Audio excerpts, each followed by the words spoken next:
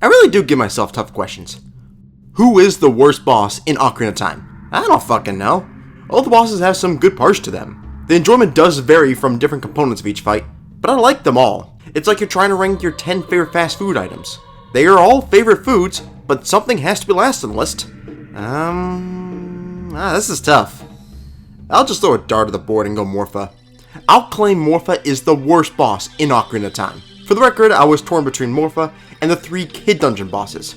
I'll probably use them as most comparisons in this video. I also am not including mini bosses like Big Octo. The octopus blob trying that girl duck face trend that got too big on Instagram, yeah, he's not eligible for this list. Morpha is the winner here, or loser, for the worst boss in the game. There isn't much to the fight. You get to the end of the water temple and face the source of the cursed water, which is water. You grab its nucleus out of the water tentacles and beat it up. That is it. 10 hits will do. It can grab you and throw you around like a ragdoll if you aren't careful, dealing 2 hearts of damage. But you can be careful. Boringly careful. But I'll get to that later. But for now, I got to run down some other reasons why I say it's the worst. Which, being a water boss, do you got water right now? I got no idea what number YouTube video you're binging or how you even got here. I won't even know how you get here myself. But go get yourself some water. You gotta stay hydrated here. Just looking out for y'all out there. One of the main topics I look at when discussing a level or a boss is the theme. What are the key traits to a certain thing, and how do they make it excellent or disappointing? For this boss fight, the theme is water. Specifically cursed water that is plaguing Lake Hylia and all the way up Zora's River to the domain.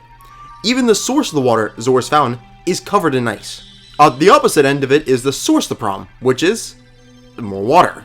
I do get it. I will say I don't hate it being water, but you think there could be more of a forceful, intimidating cursed creature causing the problem. How many good sea monster bosses are there? Think in the other games, you got man-eating fishes or massive seal worms, or an eel. I don't really know what this is, but looks fierce. So when it comes to the water tentacle, it feels a little lackluster. And compared this to the other bosses considered being the worst in this list, Goma, King Dodongo, and Baronite all feel more intimidating, especially considering that you're just a little kid fighting them.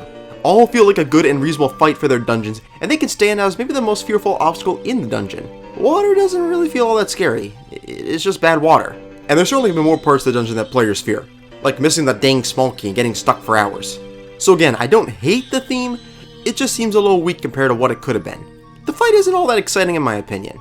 As stated earlier, what you must do is long shot the nucleus out of the water tentacle, slash it 10 times, which each time you really only get 1 slash. More if you get lucky. And that's it, not much else to it.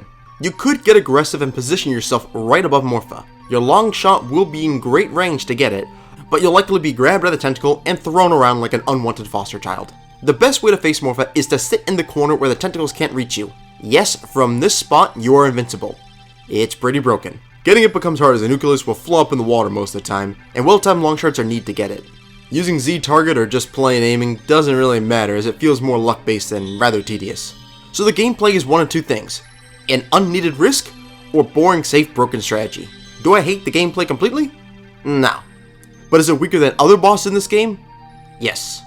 There is another part of the water temple I got to mention too, as it hurts the comparison to the main boss. I think people's favorite moment in this dungeon is the Darkling fight. It overshadows the Morpha fight. The fight is quite strategic as he mirrors Link in every way, which is kind of accurate to his name. You swing your sword, he swings your sword. Hitting him when he isn't expecting it is the trick to beating him. Or you could just use Stench Fire to beat him, but that's a little too basic. He is a good fight though, and people acknowledge that. So when you compare the mini-boss to the main boss, you would expect an increase in creativity and amazement. Morpha is not that. Morpha is water. That's it. Even the curse part of it doesn't show. The water isn't some scary figure or tainted creepy color. It's just water that attacks you. It definitely is a letdown after the mini-boss, a notable drop in excitement for the fight. I think this is the problem that pushed Morpha to the bottom of this list. There is no way around it being compared to other fights in this dungeon, and when you look at the mini-boss of the water temple, it very much overshadows the main boss. I still stand by the statement of this is a tough choice, and I prefer to say this as it's not the worst, but instead it's just last because something had to be last. Morpha is a solid fight, it's just lacking compared to the other bosses. Like at some point we all gotta sit back and see that the boss is water. Some people have a phobia to it, aquaphobia, that is actually a thing. So for those people, yeah, maybe this boss is a little more intimidating. I also wonder what tricky Ocarina of Time question I'll tackle next. Or maybe it won't be tricky, it'll just be as silly as these topics.